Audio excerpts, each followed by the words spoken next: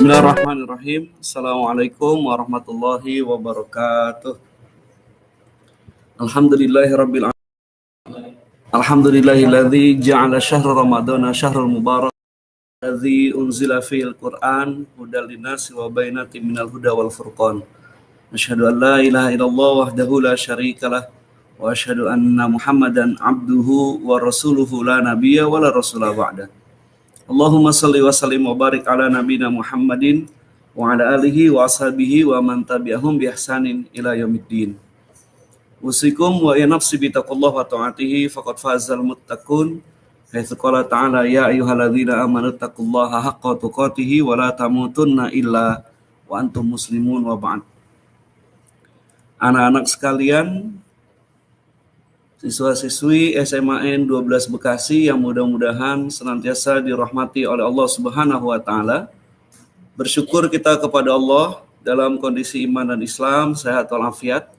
Pada kesempatan pagi hari ini dapat memulai aktivitas pagi kita dengan menjalankan ketaatan kepada Allah Subhanahu wa taala. Dan Allah masih menganugerahkan kepada kita nikmat kesempatan sehingga kita bisa melaksanakan proses bimbingan iman dan takwa di SMAN 12 ini melalui live streaming. Anak-anak sekalian, alhamdulillah kita hari ini sudah berada di hari yang ke-7 di bulan Ramadan. Artinya insya Allah tentunya sudah hampir sepertiga awal kita lalui. Tapi pertanyaannya, bagaimanakah kondisi Ramadan dan saum kita pada Ramadan 1442 Hijriah ini? Kalau kita tengok kanan kiri kita, depan belakang kita, mungkin ada orang yang kita kenal, mungkin ada sanak family, ada keluarga, bahkan mungkin keluarga inti kita yang pada Ramadan tahun lalu masih bersama dengan kita.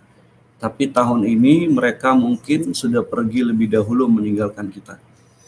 Maka ketika hari ini kita bisa berjumpa dengan Ramadan, mari sama-sama kita hadirkan perasaan.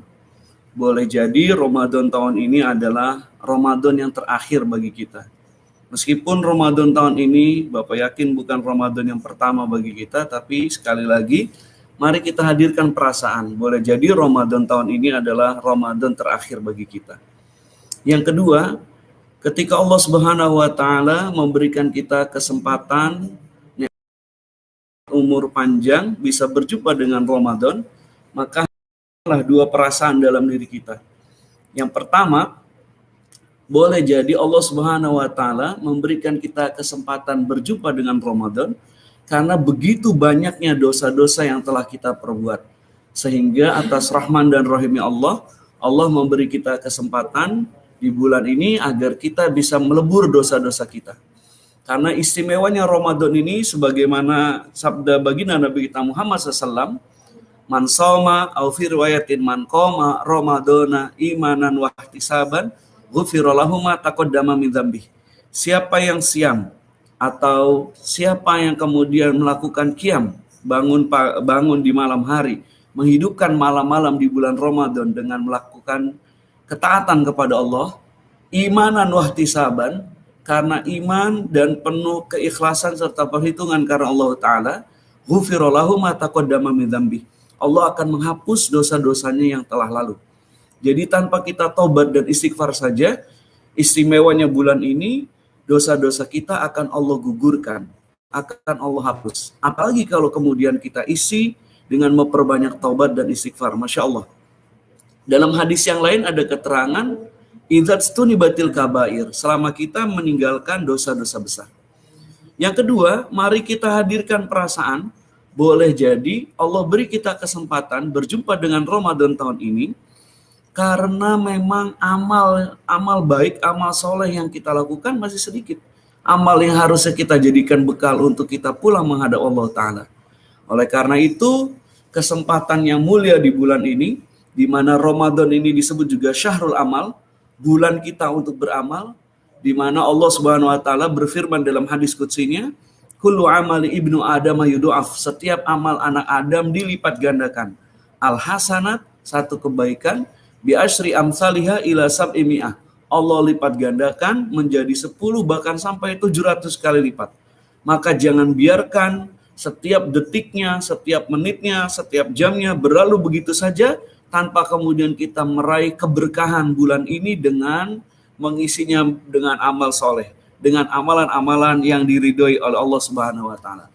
Oleh karena itu, anak-anak sekalian, jadikanlah hadis Nabi Muhammad SAW satu hal yang menjadi moto dalam hidup kita, yaitu ketika Nabi bersabda, min husnil islami mar'i, indikator baiknya keislaman seseorang, ya, min husnil islami mar'i tarkuhu ma la ya'ni, ketika dia berhasil meninggalkan apa-apa yang tidak bermanfaat baik untuk dunianya maupun untuk akhiratnya. Nah, Imam Al-Ghazali rahimahullah ta'ala membagi manusia dalam menghadapi Ramadan ini menjadi 3 tingkatan. Pertama adalah tingkatan saumnya orang awam, puasanya orang awam. Siapa mereka? Mereka yang puasa hanya sekedar menahan dirinya dari tidak makan, tidak minum, dan melakukan hubungan suami istri di tengah hari Ramadan. Padahal baginda Nabi kita Muhammad SAW pernah bersabda, rubba shaimin, berapa banyak orang yang puasa, laisa lahu min siyamihi, tidak ada yang dia dapat dari puasanya, illal ju' wal atos, kecuali hanya rasa lapar dan rasa dahaga saja. Waliyadzubillah. Dalam hadis yang lain, rubba qaimin, berapa banyak orang yang bangun di waktu malam, laisa lahu min qiyamihi, nggak ada yang dia dapat dari bangun malamnya itu, illa sahar, kecuali dia hanya sekedar begadang. Maka paling tidak kita tingkatkan, kita upgrade iman kita. Puasa kita jangan seperti puasanya orang awam, tapi paling tidak naik menjadi tingkatan yang kedua. Puasanya orang yang khos, orang yang khusus. Siapa mereka? Orang yang puasanya bukan hanya sekedar menahan makan, menahan tidak minum, menahan tidak melakukan hubungan suami istri, tapi juga menahan seluruh panca inderanya, matanya, pendengarannya, kemudian lisannya, tangannya, seluruh anggota tubuhnya dari hal-hal yang diharamkan oleh Allah Subhanahu wa taala. Dan beruntunglah orang yang masuk kategori tingkatan yang ketiga, tingkatan yang tertinggi, yaitu tingkatan khawasul khawas, tingkatan orang yang VVIP. Siapa mereka? Orang yang berpuasa bukan hanya sekedar menahan lapar dan dahaga, tidak melakukan hubungan suami istri di siang hari, bukan hanya sekedar menjaga seluruh panca indera dan anggota tubuhnya dari hal-hal yang diharamkan Allah, tapi juga senantiasa menjaga hatinya, kemudian untuk connect, untuk tersambung, untuk senantiasa zikrullah, untuk senantiasa berzikir kepada Allah. Nah, maka bagi orang yang model ketiga ini, ya, lalai saja dari mengingat Allah itu sudah merupakan suatu dosa, suatu maksiat. Nah, dan sebetulnya dalam kehidupan kita sehari-hari, Nabi sudah mengajarkan kita untuk senantiasa menjadi kelompok orang yang ketiga nih. Sebagai contoh misalnya, ketika kita keluar dari toilet, ketika kita keluar dari WC, doa yang kita baca adalah ghufranaka, semoga Allah mengampuniku. Nah, pertanyaannya, banyak orang yang kemudian bertanya, kenapa kok keluar dari WC, keluar dari toilet, doanya mohon ampun kepada Allah? Jawabannya karena selama di dalam toilet, selama di dalam WC, kita memang dilarang zikrullah secara jahar. Dilarang kita berzikir secara jahar. Nah, itu saja bagi orang yang mukmin, yang tingkatan saumnya tadi sudah khawasul khas, sudah menjadi masalah. Nah, maka mudah-mudahan kita semua bisa meningkatkan iman dan takwa kita, meningkatkan kualitas puasa kita, bukan hanya sekedar puasanya orang awam, bukan hanya sekedar puasanya orang yang khusus, tapi menjadi khawasul khas. Amin ya rabbal alamin. Hanya saja, anak-anak sekalian, manusia di dunia ini menghadapi datangnya Ramadan itu paling tidak terbagi menjadi 2 kelompok. Kalau ngikutin tren nasyidnya itu, ada yang menghadapi Ramadan itu dengan nasyidnya itu Ramadan tiba begitu. Tapi ada kemudian kelompok yang kedua yang menyambut datangnya Ramadan itu nasyidnya tiba-tiba Ramadan gitu. Nah, apa bedanya ini? Bedanya itu baina sama wasumur ya. Perbandingannya seperti langit dan bukan bumi, tapi antara langit dan sumur. Bedanya orang yang nasyidnya Ramadan tiba itu begitu gembira, begitu bahagia menyambut datangnya Ramadan. Sehingga apa? Dia melakukan persiapan-persiapan untuk bisa menghidupkan, untuk bisa memaksimalkan amal ya di bulan ini, sehingga dia bisa meraih gelar takwa. Sebagaimana firman Allah, surat Al-Baqarah ayat 183. Ya ayyuhalladzina amanu kutiba alaikumusiyam kama kutiba alal ladzina min qablikum la'allakum tattaqun, agar menjadi kelompok orang-orang yang bertakwa. Sementara orang yang nasyidnya tiba-tiba Ramadan itu seperti orang yang kaget, seperti orang yang kagetan, seperti orang yang bangun subuh jam 5:30 karena dia ketinggalan sahur ya.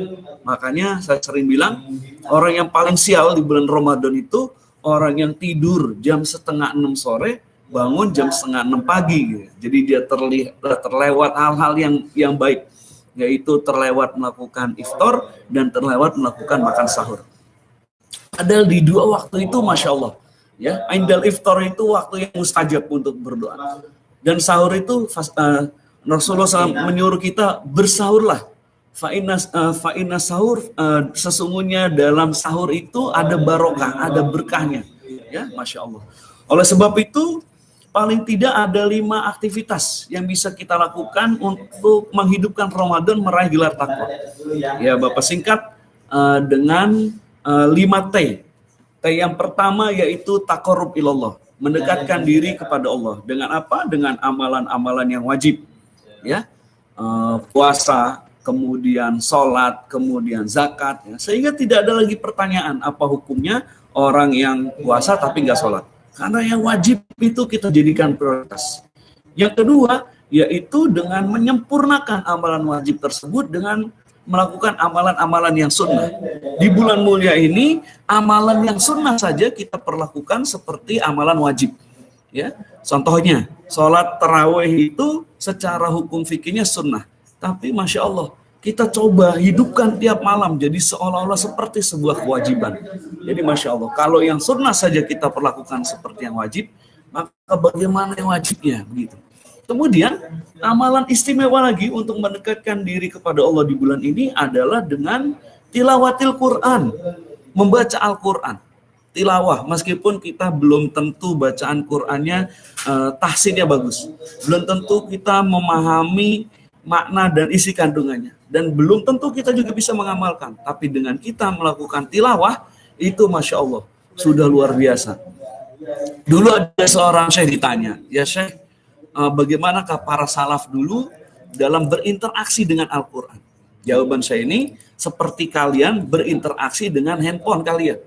Jadi itulah para salaf dulu dengan handphone, dengan Al-Quran, seperti memperlakukannya seperti handphone kita hari ini. Kita dengan handphone itu mau tidur saja kita bawa. Bahkan ke toilet saja tidak pernah ketinggalan handphone. Ya, para salaf dulu terhadap Al-Quran seperti itu memperlakukannya. Yang kedua, ketika ditanya, dalam satu hari berapa banyak kita mesti baca ayat Quran? 1 ayatkah? 1 ainkah? 1 lembarkah, 1 halamankah, 1 juzkah gitu kan? Karena misalnya Al-Imam Asy-Syafi'i rahimahullah ta'ala itu menghatamkan Quran dalam setiap tarawihnya. Karena memang bulan ini bulannya Quran. Allah berfirman di surat Al-Baqarah 185, Syahrul Ramadan allazi unzila fihil Quran. Bulan Ramadan adalah bulan diturunkannya Al-Quran. Nah, maka ketika Syekh tadi ditanya, jawabannya adalah biqadri hajatika minas sa'adah. Tergantung kebutuhanmu terhadap bahagia. Maka orang mukmin yang ingin bahagia, dia pasti akan senantiasa dekat dengan Al-Quran. Dia pasti akan selalu tadaburinya sampai kemudian dia bisa mengamalkan dan mendakwahkannya.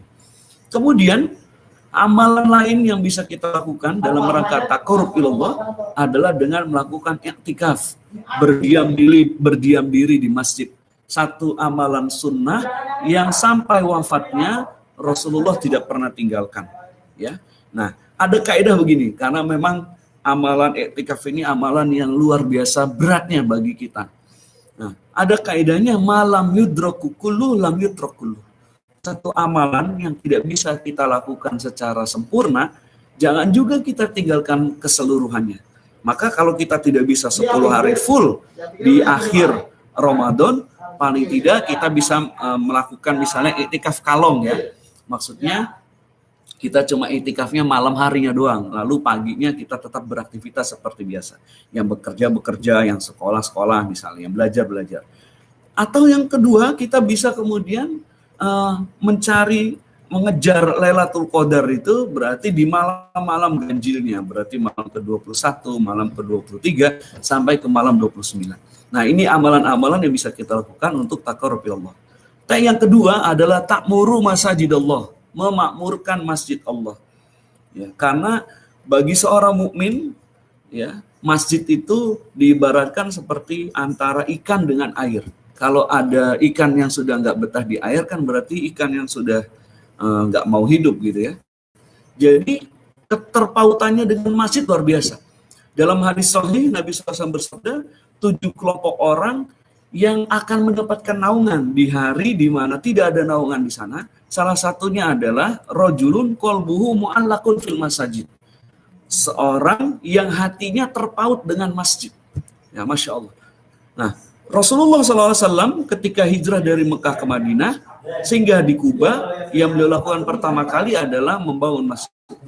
Sampai di Yathrib, di Madinah, yang pertama kali beliau lakukan adalah membangun masjid. Jadi masjid dijadikan sebagai senternya, dijadikan sebagai base campnya, dijadikan sebagai markas besarnya, dijadikan sebagai pusat kegiatannya. Ya. Dan syiar utama dari masjid itu adalah dengan melaksanakan sholat wajib 5 waktu berjamaah. Melaksanakan sholat wajib 5 waktu berjamaah, wabil khusus untuk yang laki-laki. Ya, untuk yang laki-laki itu para ulama memang ikhtilaf. Menurut mazhab Imam Asy-Syafi'i, paling tidak hukum sholat 5 waktu berjamaah di masjid bagi laki-laki itu adalah sunnah muakkadah. Ya, kalau kata Imam Syafi'i sunnah muakkadah itu sudah menurut beliau sudah menjadi wajib sebetulnya. Nah, jadi jangan sampai kita tinggalkan. Hanya saja memang begitu beratnya sampai-sampai Allah gambarkan sifat orang yang memakmurkan masjid itu di dalam surat At-Taubah, ya, surat nomor ke-9 ayat yang ke-18. Innama ya'muru masajidallah. Sesungguhnya orang-orang yang memakmurkan masjid Allah itu, yang pertama man amana billah, adalah orang yang beriman kepada Allah. Yang kedua wal yaumil akhir, lalu dia beriman kepada hari akhir. Wa aqamus shalah, dia mendirikan salat. Wa ataz zakah, dia mengeluarkan zakatnya. Yang kelima walam yakhsha illallah, tidak ada yang dia takutkan kecuali Allah. Satu hal yang menarik dalam buku Misteri Salat Subuh karangan Dr. Ragib Asirjani, di mukaddimahnya beliau menulis, beliau pernah diskusi dengan seorang Rabi Yahudi. Kata Rabi Yahudi itu, kami tidak takut dengan umat Islam sama indikator kebangkitan Islam itu belum muncul. Apa itu? Ketika jamaah sholat subuh di masjid-masjid dan di mushola kaum muslimin itu penuhnya seperti jamaah sholat Jumatnya. Jadi kalau jamaah sholat subuh di mushola-mushola dan di masjid-masjid kaum muslimin sudah seperti jamaah sholat Jumatnya, itu sudah tak pertanda kebangkitan Islam. Maka mari kita menjadi bagian dari yang ingin mengembalikan Islam sehingga menjadi rahmatan lil alamin, memberi manfaat bagi semesta alam. Nah, yang menarik ketika Bapak pernah menyampaikan ini di sebuah masjid, ada DKM-nya bilang, Ustadz, alhamdulillah di tempat kami sholat subuhnya itu penuhnya seperti sholat Jumatnya. Alhamdulillah saya bilang. Tapi dijawab lagi itu ketika selama bulan Ramadan.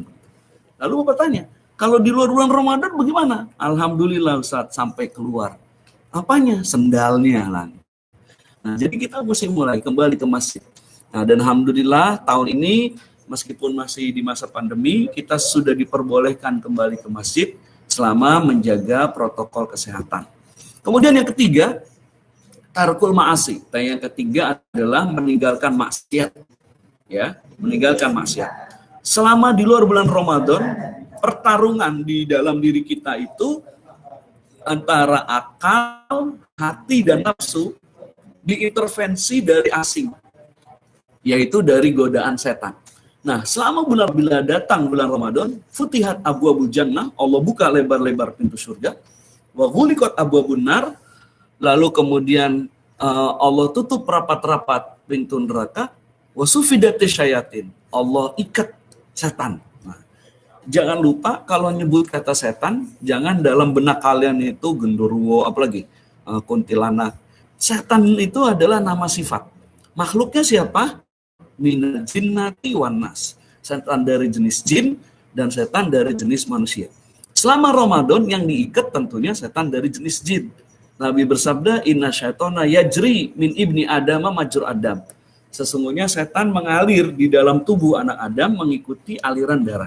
Maka disuruh kita persempit dia, kita ikat dia dengan kita melakukan saum. Nah, tapi setan dari jenis manusia ini yang masih gentayangan ya. Makanya yang punya motor selama Ramadan tuh segera diservis ya. Khawatir kalau jalan nanti beloknya ke warteg terus gitu kan. Nah, jadi selama bulan Ramadan ini pertarungannya fair. Kalau hati kita adalah hatinya orang beriman, hati yang hidup dan sehat, dia akan menjadi raja. Dia akan bisa mengendalikan akal dan hawa nafsu untuk tunduk kepada syariat. Nabi SAW bersabda, ala inna fil jasadil mudghah. Sesungguhnya dalam diri seorang manusia itu ada segumpal darah, ada segumpal daging. Yang apabila dia baik, maka seluruhnya baik. Dia adalah hati. Kemudian yang ketiga adalah yang keempat adalah tazkiyatun nafs, mensucikan jiwa. Al-insan mahalul khata' wa nisyan. Manusia tempatnya salah dan lupa. Kata Nabi SAW, kullu bani Adam khata'un. Setiap anak cucu Adam pasti punya salah. Wa khairul khata'in at-tawwabun. Dan sebaik-baik orang yang melakukan kesalahan adalah orang yang bertobat kepada Allah. Maka bulan ini adalah bulan maghfirah, syahrul maghfirah. Itkun minan nar. Bulan yang di dalamnya apabila kita melakukan amalan bisa membebaskan diri kita dari siksa dan azab api neraka. Maka dulu ketika Bunda Aisyah, Ummahatul Mukminin, Ummul Mukminin Aisyah radhiyallahu anha bertanya kepada Rasulullah, "Ya Rasulullah, kalau saya tahu malam ini adalah malam Qadar yang kebaikannya lebih baik daripada 1000 bulan, kurang lebih dikonversi 82 atau 83 tahun, apa yang harus saya lakukan?" Nabi nggak nyuruh sholat, Nabi nggak nyuruh baca Quran, Nabi nggak nyuruh yang lain-lain, tapi Nabi mengajarkan satu doa. Apa itu? Saya Bapak yakin kalian sudah hafal semua. Allahumma innaka afuwun tuhibbul afwa fa'fu anni. Wahai Allah, innaka afuwun, sesungguhnya Engkau adalah zat yang maha memberi maaf, zat yang maha pengampun. Tuhibbul afwa, mencintai orang-orang yang memohon ampun. Fa'fu anni, maka ampunilah kami. Nah, dahsyatnya istighfar ini, Al-Imam Ibnu Qayyim Al-Jauziyah pernah berkata, kalau kita tahu ada waktu-waktu mustajab, sementara kita tahu waktu-waktu mustajab itu durasinya nggak panjang. Misalnya akhir, kemudian di ba'da asar sampai menjelang maghrib di hari Jumat. Waktunya pendek. Ketika kita tahu ada waktu-waktu mustajab, sementara doa dan kebutuhan kita, permohonan kita begitu banyak. Nah, perbanyaklah istighfar. Kenapa istighfar? Hasan Al-Basri, ya, seorang ulama tabi'in, begitu banyak orang yang datang kepada beliau untuk konsultasi dengan berbagai macam masalah. Tapi setiap masalah, maka murid-muridnya kepo. Murid-muridnya pengen tahu banget. Ya Syekh, kenapa setiap orang datang dengan banyak bawa masalah, tapi Anda jawab cuma satu kata saja, istighfar terus. Ya, lalu beliau membaca surat nomor ke-71, yaitu surat Nuh, ayat "Sursilis sama alaikum midroro, wa yumditkum bi amwali wa banin, wa yaj'al lakum jannatin, wa yaj'al lakum anhar." Jadi ketika Allah mengampuni dosa-dosa kita, maka seluruh hajat dan keinginan kita pasti akan Allah kabulkan, Masya Allah. Dan yang terakhir adalah tazkiyatul mal. Yang kelima adalah tazkiyatul mal, mensucikan harta dengan memperbanyak zakat, infak, dan sedekah. Kata Allah dalam surat Az-Zariyat, wa fi amwalihim haqqun, dalam setiap rezeki yang kita terima ada haknya orang lain. Lisail wal mahrum, untuk orang yang meminta-minta dan orang yang menjaga kehormatannya. Maka bulan ini mari sama-sama kita mensucikan harta kita dengan zakat, infak, dan sedekah. Itulah 5T dalam rangka meraih sukses Ramadan. Kita meraih gelar taqwa, yaitu dengan taqarrub ilallah, kemudian ta'muru masajidallah, kemudian tarkul ma'asi, tazkiyatun nafas wa tazkiyatul mal, Mudah-mudahan Allah Subhanahu wa taala menganugerahkan kita keistiqomahan sehingga kita bisa meraih gelar takwa dan mewafatkan kita dalam kondisi husnul khotimah serta mendapatkan ridho dan jannahnya. Amin ya rabbal alamin. Demikian Rasulnya yang salah dari Bapak yang dhaif. Kita akhiri dengan doa kafaratul majlis. Subhanaka Allahumma bihamdika asyhadu an la ilaha illa anta astaghfiruka wa atubu ilaik. Wa sallallahu ala sayyidina Muhammadin walhamdulillahi rabbil alamin. Wa assalamualaikum warahmatullahi wabarakatuh.